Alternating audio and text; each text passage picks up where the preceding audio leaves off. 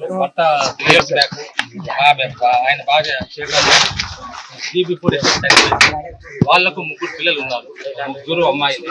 ఒక అమ్మాయి పెద్ద అమ్మాయి పేరు ఏషియా 17 years, మూగ అమ్మాయి Afreen 5 years, Shafia 7th class చదువుతున్న అమ్మాయి 13 years.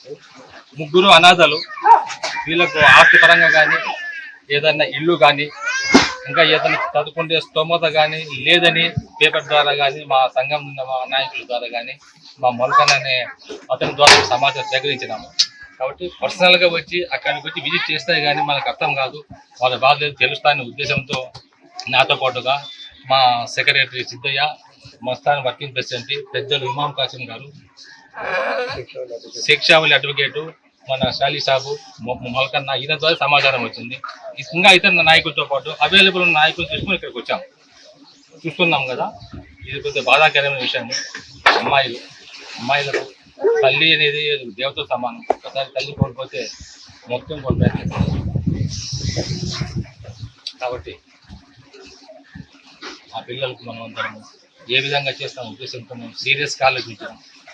ఇప్పుడు వచ్చిన ఇమ్మీడియట్గా ఒక 25,000 పిల్లలకు 25,000 పిల్లలు మా తరఫున ఇమ్మీడియట్ రిలీఫ్గా ఇస్తూ బియ్యం కూడా సప్లై చేస్తున్నాం.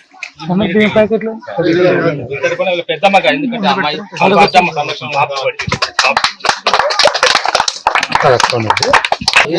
జిల్లా కార్యదర్శిని